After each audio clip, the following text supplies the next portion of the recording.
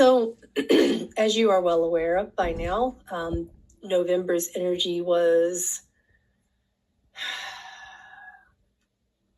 well, like an energetic dirty bomb.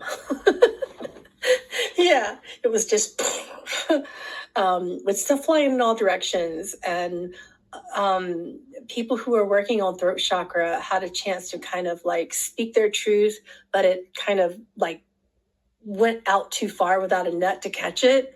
And now we're kind of like reeling all that back in, right? The November of energies, cosmic energies, were all about truth and how to make that clear and how to stay out of confusion. So many things involving catching ourselves in our energy field and really learning how not to become derailed by our own expansion and our consciousness, how not to get in our own way would be a better way that he's saying it. The image that Metatron's giving me for December is quite amusing.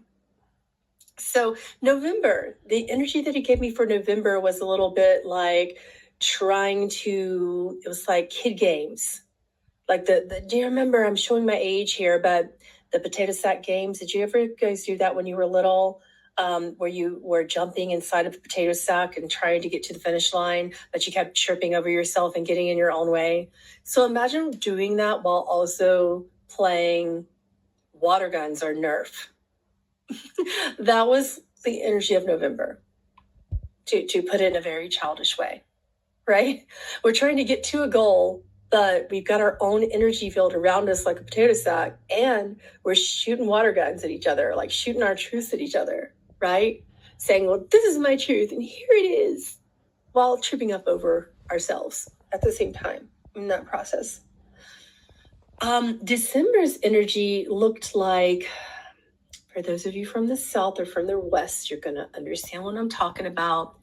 Anybody do any ATVs growing up? 4 wheels, dirt bikes? I did it all. I was one of those little tomboys.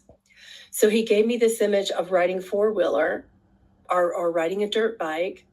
And the dirt bike fields, have you ever been out in some of the dirt bike fields and ATV fields out in the West or the South? And you know how it's all dirt and there's these little hills that you go up and down. And when you get really good at just going up and down the hills, which is kind of what the majority of 2020 and 21 was about, was we had created a whole new dirt mound and a whole new dirt bike field and whole new hills to try to jump. Everything was new. And now we've just gotten used to our own dirt bikes or ATVs. And instead of just like going up and down them and just barely being able to control the vehicle, this year was about jumping in the vehicles, being like, here are the set of hills. And we're like, woo, whoosh. We go over them and we're like, whoosh, right? So December is a little bit like that, except that you get cocky, and you know how when you're riding an ATV, you can't do that. You can't be like, I know how to jump this, woo! And then sometimes if it gets out of hand, your wheel turns on the way down or dips down or things like that. You have to balance while you're in the air and recognize when you're going to hit the ground at the same time and not be afraid, because you're going through all of these new energies. And it's okay that you balanced yourself on the ground, but what about in the air? And what about the time between your being in the cosmos and on the ground? Do you understand what he's trying to say here?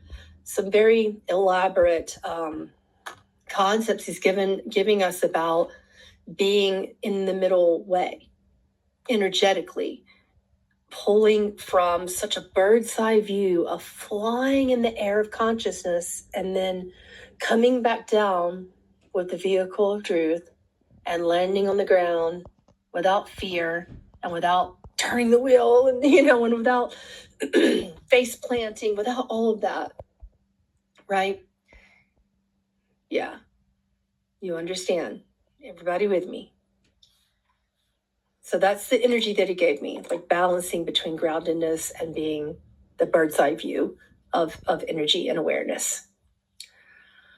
Is December a good time to start a spiritual business? It actually is. Now is sort of a crunch time if you're going to be starting a spiritual business, if you're going to be in sacred commerce of any kind of business, whether you call it spiritual or not.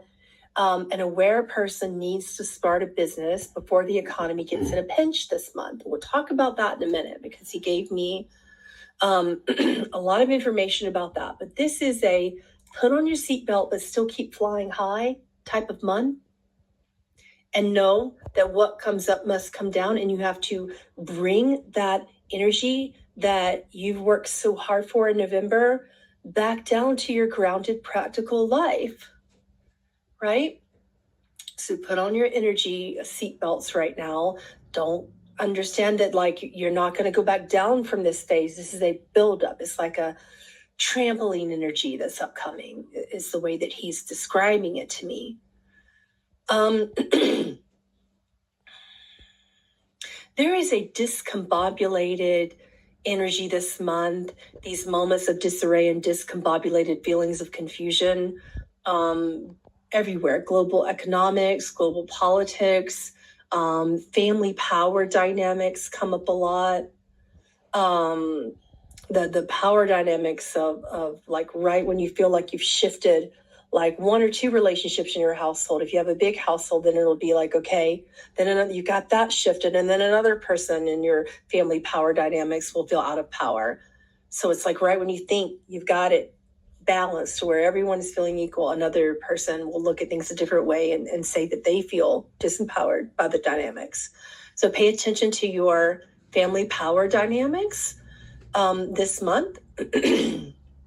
There will be a lot of moments of, even when you feel that you've made a lot of progress and you kind of like crossed a threshold of what you thought you could tolerate with pain in December,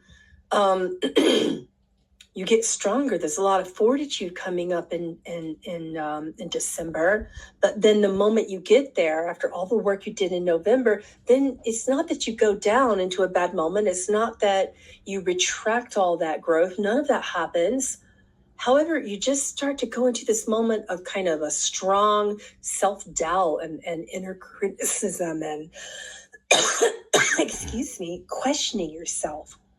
So you'll have these tiny little moments, and it's kind of a this too will pass moment that you have to be patient and kind to yourself this month, because if you don't do this, particularly around the solstice when all those energies get really dark and deep and profound and kind of lay on like a thick blanket, you want to make sure that before that time of the month comes that you that you dump those former ways of looking at the same problems. We'll talk about that here in a minute, that confusion and the causes a temptation to jump back into old paradigms or old ways of the same problem, you know, and you'll look at a problem and go, well, I want to jump back into not trusting. I want to jump back into protecting myself. I want to jump back into being afraid or defending myself or doing what I normally do for my mental coping mechanisms when I'm afraid or in pain, right? So as opposed to doing that, it would be a really good idea to know that this is going to pass and that it will only be like a brief time capsule, he says, like a little brief period of suspended energy of self-doubt and inner questioning, as opposed to you throwing the baby out the bathwater and burning down the entire barn and pulling all your animals out, farmers, as opposed to making any dramatic responses to this very quick, dark moment of inner questioning and doubting yourself. He says it might be a really good time to be kind, to ask for the grace of mercy, to ask for the grace of tolerance for yourself right now, the grace of kindness for yourself right now, and to know that it will pass, and don't make any decisions during that moment because it will pass. And you just know that it'll be okay. All right. It'll feel like really strong, like, really like strong periods of darkness when you're doing that. And you just need to go, okay, this is happening. Metatron warned me that this was going to be happening. And now I'm going to put on my seatbelt and ask for the grace of mercy and the grace of kindness and the grace of patience with myself right now. right? And if I can't, ask for my spirit team around me for who can help me, right? With that,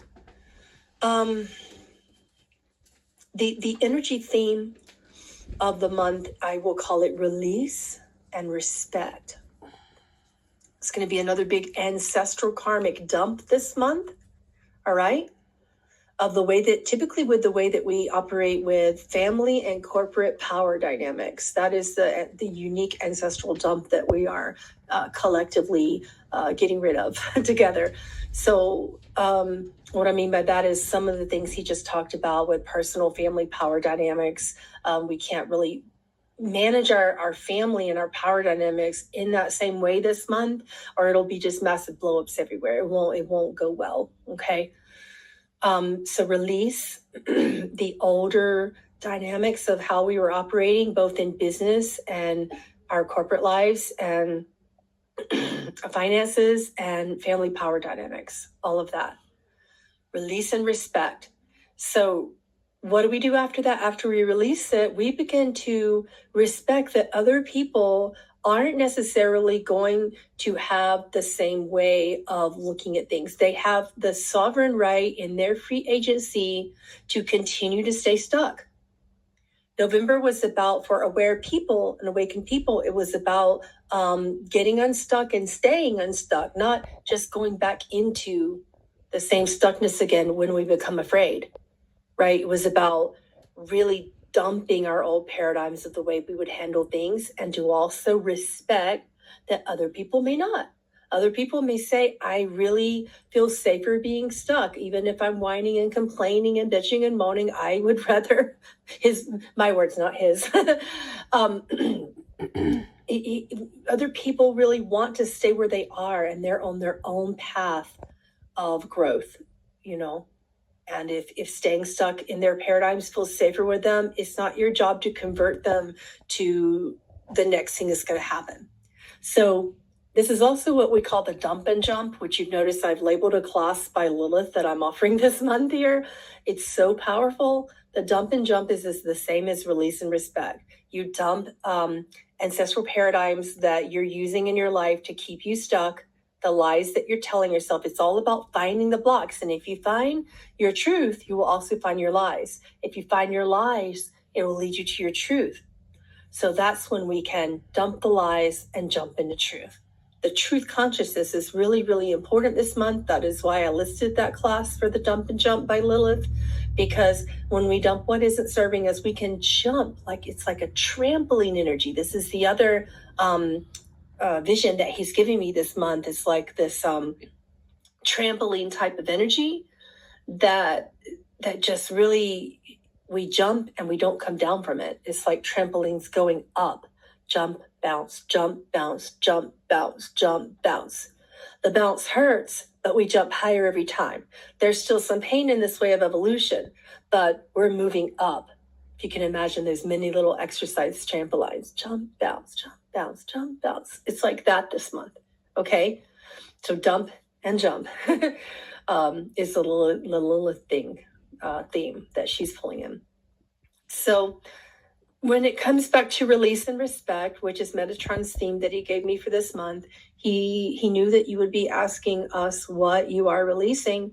You are releasing attachment to old paradigms and old ways of coping, attachment to addictions, attachment to lies, attachment to white lies and covering your truth, attachment to energies that sort of like pull you into a suspensive energy to where you don't grow.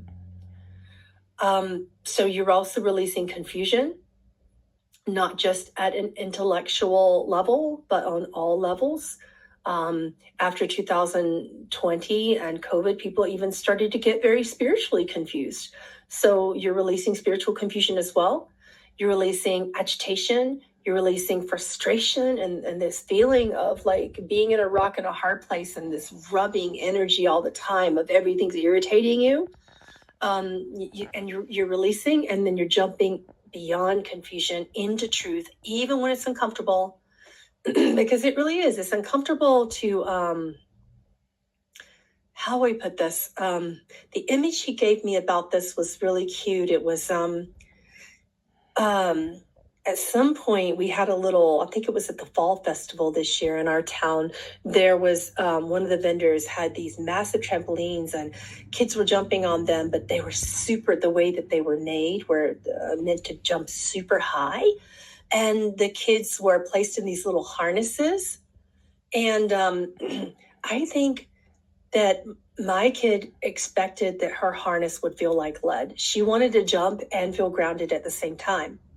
Have you ever felt that in your spiritual evolution, that you want to be like at the gyms, at the trampoline gyms? You want to be on those kind of jumping devices. You want to go high and feel that acceleration of consciousness and being up in the air like, woo! But then you have that moment of, oh shit, where's my ankle going to land? And am I going to land on my butt? And what about my back? And sorry, showing my age, but my kid, when she was jumping on that, she had that I could tell she wanted to go higher, but she was really holding herself back. She loved that feeling, so she was jumping a little bit at a time, and the next time she'd jump a little bit more, and then I could feel her just kind of wondering how her feet would land, and if she was going to land wrong, and if it was going to be okay. And this is what we need to grow through. This feeling of being afraid of a very unusual consciousness where we know that we can land from it, but that we're only going to jump higher, and we're only going to get used to the distribution of our weight and the centering of our weight in the air, the centering of our dense consciousness in a very celestial consciousness is a very unusual transition, he says. Does everyone understand this concept is unusual. We're trying to find simple ways of elaborating upon it for you. What you will notice that's positive about December is that there will be this energy of what I call revelations of forgiveness. And forgiveness, Metatron makes very clear to us, is not exactly the same type of thing. When you think of forgiveness to be like this pain and all that was so hard, and the grief and the woe that typically comes with it, it's not that. It's a type of forgiveness that just goes, oh, I just got this brief revelation. We call that the grace of revelation, by the way. Mystics call that. And that is the specific grace where it's just like you just dropped a bunch of weight, that you were swimming in the ocean, trying to stay afloat, having weights attached to your feet, pulling you down all the time. And then you just dropped a bunch of them at the same time. And suddenly you floated up to the top really quickly and went, whoa, I see why that happened. It's not just, oh, I can forgive them even though it still hurts and even though I don't want to. It's not the typical forgiveness that humans attend to, he says.